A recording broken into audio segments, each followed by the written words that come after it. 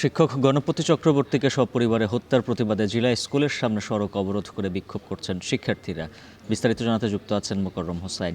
মোকাররম, জানাবেন বিক্ষোভ কর্মসূচি থেকে কি বলছেন শিক্ষার্থীরা, আর হত্যার ঘটনা নিয়ে পুলিশের বক্তব্যের প্রতিক্রিয়া কি জানাচ্ছেন? উজ্জ্বল, এটি রংপুর জেলা স্কুল, আমার হাতের ডানে এটি জেলা স্কুলের সামনে সড়ক এবং এখানেই খানিকক্ষণ আগেই অবরোধ কর্মসূচি পালন করেছে এই শিক্ষা প্রতিষ্ঠানের শিক্ষার্থীরা। অবরোধ কর্মসূচি শেষ করে তারা ক্লাসে ফিরে গিয়েছে। এই শিক্ষা প্রতিষ্ঠানে শিক্ষকতা করেছেন হত্যাকাণ্ডের শিকার হওয়া শিক্ষক গণপতি চক্রবর্তী এবং এখানকারই শিক্ষার্থী ছিলেন তার কনিষ্ঠ সন্তান আয়ুষ চক্রবর্তী প্রিয়ম, যাকে আসলে ঘুমন্ত অবস্থায় হত্যা করেছে খুনিরা।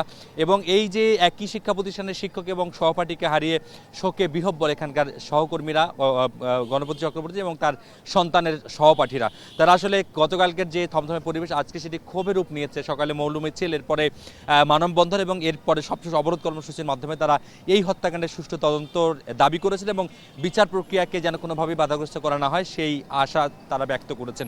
তবে পুলিশের বক্তব্য নিয়ে তারা 2-3টি জায়গায় প্রশ্ন তুলেছেন। তারা বলছেন যে 2জন মানুষ 4জন মানুষকে যেভাবে পালাক্রমে খুন করলো, কোনোভাবেই পাড়া প্রতিবেশীরা সেই শব্দটি কেন শুনতে পারলো না এবং হত্যাকাণ্ড ঘটনার পর সে বাসায় তারা যতক্ষণ অবস্থান করলো সেই অবস্থানকালীন সময়ে বাসার বিদ্যুৎ সংযোগ বিচ্ছিন্ন ছিল, তাহলে তারা কিভাবে সেখানে অবস্থান করেছে এই গরমের মধ্যে। এরপরে আরেকটি প্রশ্ন ছিল যে কেবলমাত্র শিক্ষকীয় হত্যাকাণ্ডে ঘটিয়েই তারা ক্ষান্ত থাকতে পারতো, যেহেতু তারা নেশাগ্রস্ত ছিল, তাহলে তারা কেন বাসার ভিতরে প্রবেশ করলো, বাসার ভিতরে প্রবেশ করে গহনা লুট করবার যে একটি প্রবণতা তারা দেখিয়েছে, বাসায় মনে করেছে সেই প্রবণতাটার পিছনে কোনো মাস্টারমাইন্ড ছিল কিনা বা সপরিবারে হত্যা করবার পেছনে আরও কোনো গভীর ষড়যন্ত্র আছে কিনা সেটি তারা প্রশ্ন তুলেছেন। একই সঙ্গে পুলিশের কাছে তারা দাবি করেছেন যে এই ঘটনার সঙ্গে যদি বহুপক্ষীয় কোনো ধরনের ষড়যন্ত্র থাকে সেটিও যেন উদ্ঘাটন করা হয় এবং তড়িঘড়ি করে যেটি 4টি মরদেহ গতকালকে সৎকার করা হয়েছে এটিও তারা সন্দেহের চোখে দেখছেন যে যেহেতু এই মরদেহগুলোকে আসলে মরদেহগুলোর ডিএনএ সংগ্রহ, নমুনা সংগ্রহ কিংবা ফরেনসিক করবার জন্য সেগুলোকে যদি দাফন প্রক্রিয়া তাদের ধর্মীয় অনুসারে যদি সেটিকে আসলে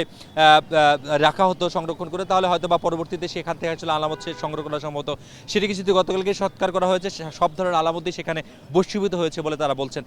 আজকে তদন্তকারী কর্মকর্তা যেই গতকালকে যে মন্তব্য করেছেন যে আসামিরা স্বীকারোক্তিমূলক জবানবন্দি দিয়েছে, যার ফলে রিমান্ড চাওয়া হয়নি, আসামিদেরকে জেল হাজতে পাঠানো হয়েছে। তদন্তের স্বার্থে তারা আর বেশি কিছু বলতে রাজি হয়নি। উজ্জ্বল, এই ছিল এই মুহূর্তে রংপুর থেকে গণপতি চক্রবর্তী হত্যার আজকের শহরের যে আন্দোলন তার সবশেষ খবর। মোকাররম হোসাইন জানাচ্ছিলেন বিস্তারিত।